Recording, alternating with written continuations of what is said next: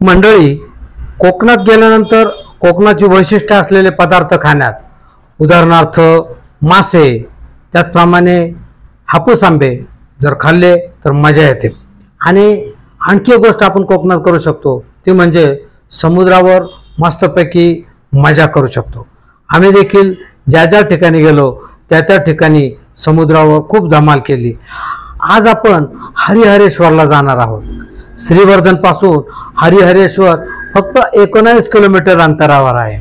आपले tempo traveller तयार आहे। चला, आम्ही गाडीत बसलो आणि हा म्हणता हरिहरेश्वरला येऊन पोहोचलो। चला तर मग आज आपण पाहूया हरिहरेश्वर।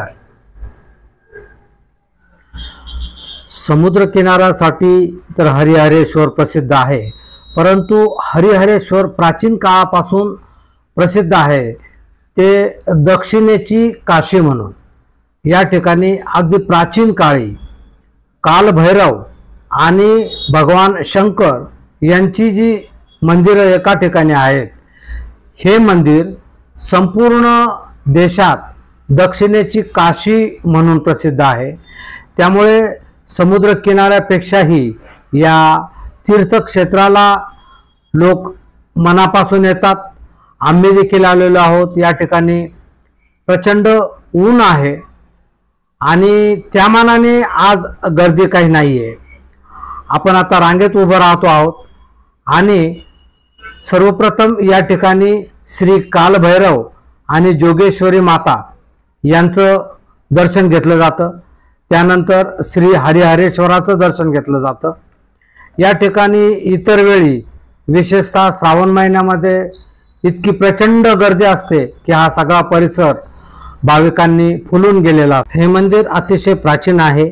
पहिल्या बाजीरावाने 1723 मध्ये या मंदिराचा जीर्णोद्धार केलेला आहे, परंतु अगस्ती ऋषी सुद्धा या ठिकाणी आलेले होते असे म्हणतात। त्यामुळे अगस्ती ऋषींचे एक लहानसं मंदिर आपण या ठिकाणी पाहू शकतो।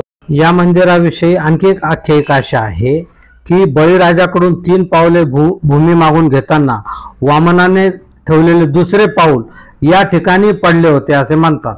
कालभैरव आणि जोगेश्वरी माता यांचे दर्शन घेतल्यानंतर श्री हरिहरेश्वराचे दर्शन घेण्याची प्रथा या ठिकाणी आहे। श्री हरिहरेश्वराचे मंदिर अतिशय प्रशस्त आणि शांत आहे, भव्य आहे। या ठिकाणी शंकराची जी पिंड आहे तिचं वैशिष्ट्य असं आहे की या क्षेत्रात ज्या 4 टेकड्या आहेत त्यांच्यासारखीच रचना आपल्याला श्री हरिहरेश्वराच्या या पिंडीवर या ठिकाणी पाहायला मिळते। श्री कालभैरव आणि श्री हरिहरेश्वर या दोन्ही देवांचे दर्शन घेतल्यानंतर या मंदिराला प्रदक्षिणा घालतात। या प्रदक्षिणेचा मार्ग डोंगर आणि समुद्राच्या खडकांवरून जातो। या मार्गावरील 100-150 पायऱ्या आणि खाली उतरून त्या डोंगराची प्रदक्षिणा केली जाते। या संपूर्ण प्रदक्षिणेचे अंतर 1 कोस असल्याने या प्रदक्षिणेला कोसाची प्रदक्षिणा असे म्हणतात। या मार्गातून जाताना दिसणारा समुद्र आणि तिथले सृष्टी सौंदर्य डोळ्यांचे पारणे फेडते। या क्षेत्राला नयनरम्य समुद्रकिनारा लाभला आहे।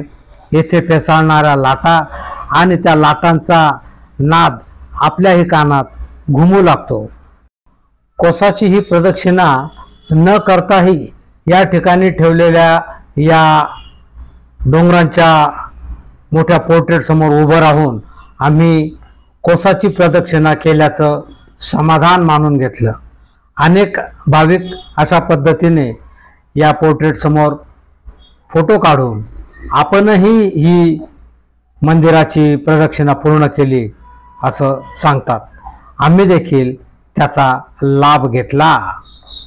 निसर्गाच्या कुशीत वसलेल्या या हरिहरेश्वराच्या मंदिराचा जो कॉरिडॉर आहे तो लहान मुलं, महिला आणि या ठिकाणी येणाऱ्या पर्यटकांना आकर्षित करणारा आहे।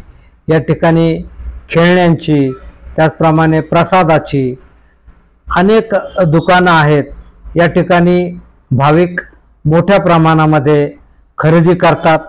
लहान मुलं देखील आपला हट्ट पूर्ण करतात. एवढंच नाही तर मोठी माणसं देखील कोकणची वैशिष्ट्यपूर्ण पदार्थ किंवा वस्तू या ठिकाणी घेण्यासाठी नेहमीच गर्दी करतात. मंडळी, हरिहरेश्वराचं दर्शन घेतलं, त्याचप्रमाणे श्री कालभैरवाचं आणि जोगेश्वरी मातेचं दर्शन घेतलं आणि मुख्य म्हणजे हरिहरेश्वरचा हा जो समुद्रकिनारा आहे तो देखील आपण मनसोक्त अनुभवला. आणि साई रेस्टॉरंट या ठिकाणी कोकणी पदार्थांचा आस्वाद घेतल्यानंतर आता आपण निघालो आहोत दिवे आगारला. चला तर मग आपण जाऊया दिवे आगारला.